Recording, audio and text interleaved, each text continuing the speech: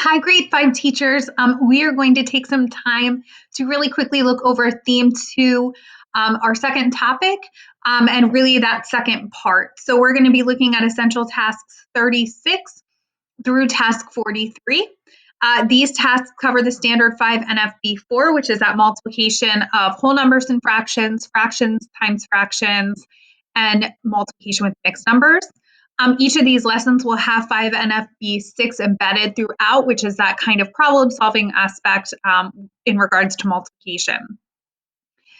Just really quickly, you'll notice some Ready Common Core interactive videos. They're here. They're also embedded in the essential tasks, some parent newsletters. There are some 3-act tasks down here as well. You'll also see that there's one written in. And then these blank strategy slides, again, great resource to help you if you are creating assessments, if you're creating extra practice slides. Please utilize the CRA mats. These are the same mats that you have seen in the past if you've taught 5th grade before. We're still going to be using those same strategies to multiply fractions. For NFB4, which is that 4th grade standard of multiplication of a fraction times a whole number, was only taught during e-learning during the spring.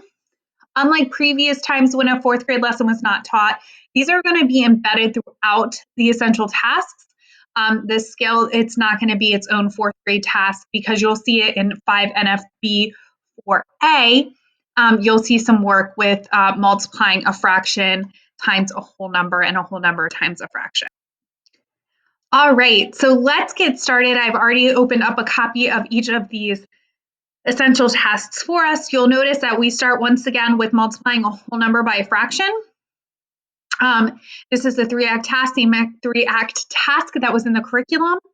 And they're going to have a couple different strategies that they can choose from in order to solve. So you'll see they have these tiles.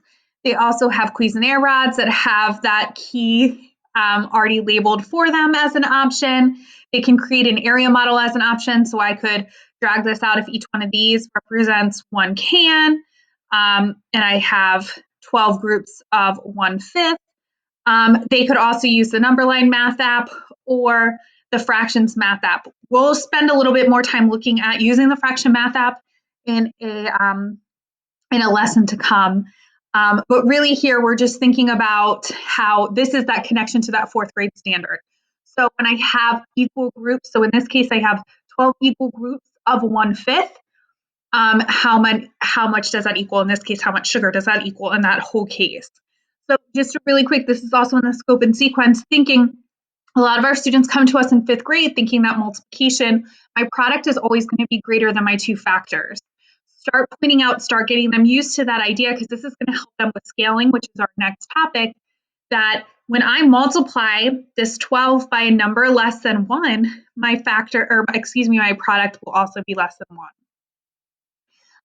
The next, essential task 37, we're going to continue to practice multiplying a whole number by a fraction.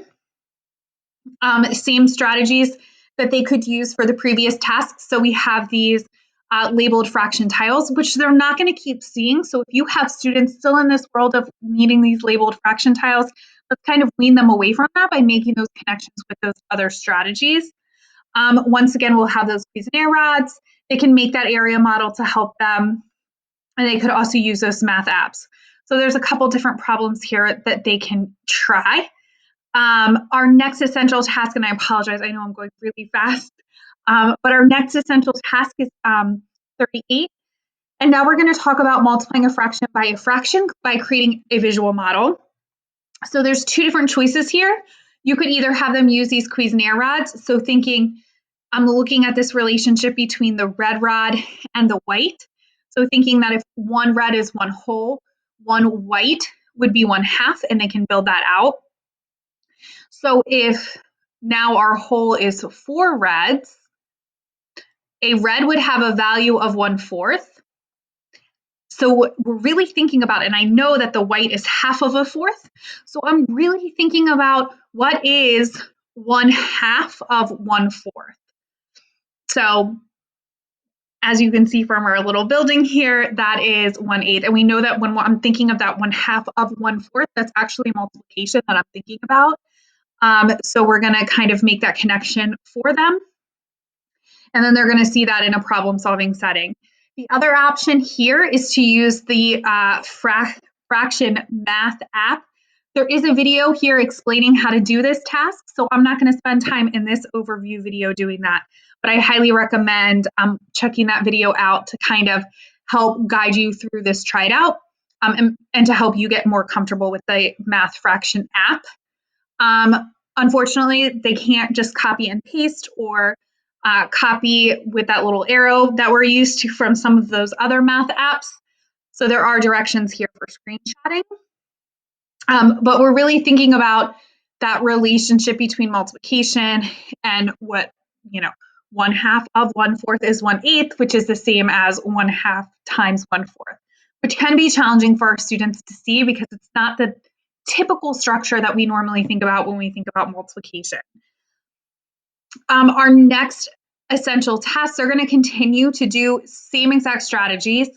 You'll have Cuisenaire rods and you'll have the fraction math app as your options. Pick which works best for you. Still breaking down these Cuisenaire rods, kind of scaffold that task for them. If it doesn't need to be scaffolded, you can obviously delete those slides. But there's a couple problems there for them to practice. From here, we're going to move into the next strategy, which really is 5NFB4B, which is thinking about multiplication of fractions and connecting that to area. So this is the same task that they'll find in Blackboard, where they create that area model using paper folding. So there is a video right here that talks about how we can use, this is a teacher video talking about how we could use paper folding to show that multiplication of a fraction times a fraction. So I'm not going to spend any more time talking about that now. I highly recommend you looking at that and utilizing that. Just wanted to point out this share and make a connection. So they have this new strategy of that area model. How does that relate to this strategy that they were using before, those models that they used before? Essential task 41, continuing to multiply a fraction by a fraction using an area model.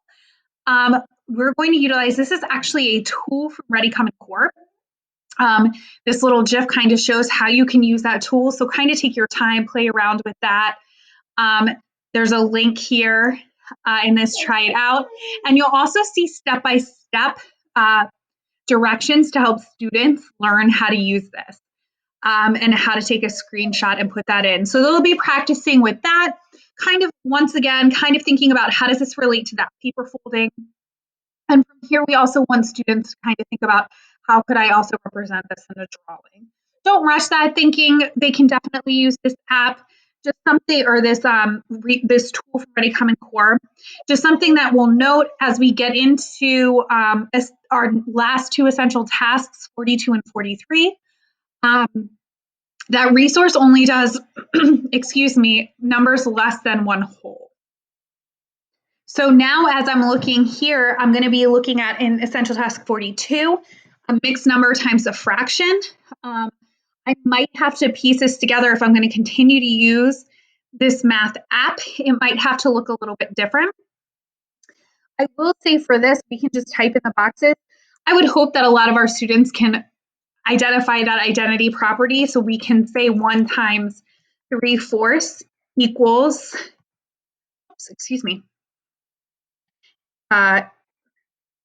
equals 3/4. We should know that, right? Anything times 1 is itself. So I probably will just have to make that area model for the 3/4 times 1/2. So I could do the paper folding, or I could come to this math app. And once again, I'm thinking about 1/2 times 3/4. I can build this here. 3/4. Oops, I'm sorry. 3/4. I can build this here. I see this part of my area model that's been reshaded. Thinking about my denominator, I could take a screenshot of this and just put this part into my area model instead of doing the whole thing. last but not least, our essential task 43. We're going to be looking at multiplying a mixed number by a mixed number. Thinking about the area model. So once again, they might have to do parts of this. Students might still have to create that area model and use paper folding and use that math tool.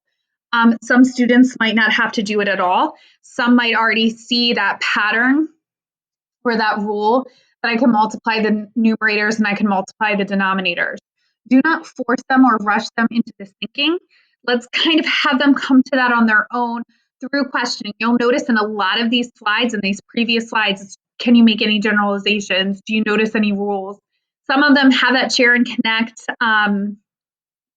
already have that multiplication there for them. So they can kind of start to see that that's that rule. However, when we're in this world and we're multiplying these different parts, you're going to notice that students are going to have to be able to add with unlike denominators, right? So I'm thinking here, 1 times 1/2, I'm going to have a denominator of 2. 2/3 times 1/2, I'm going to have a denominator of 6. 2/3 times 2, I'm going to have a denominator of thirds. So now I have a half, a sixth, and a third. So I'm going to have to combine all of those. The other option would be to create these as fractions greater than 1 whole instead of doing mixed numbers, which would alleviate some of that adding. However, we know that it is challenging to go from a mixed number to a fraction greater than 1 whole. And we don't want to just teach them simple rules and tips and tricks. We want them to have that conceptual understanding of how that actually works. So I apologize. I know that was super fast. Please pay attention to these notes, to these questions down here at the bottom. We spent a lot of time making sure that hopefully you have some instructional considerations there. There's also some anchor charts. You'll notice there's some sample anchor charts that you can kind of build on as you move throughout these lessons. So definitely take a look at those. And thank you so much. Please let us know if you have any questions.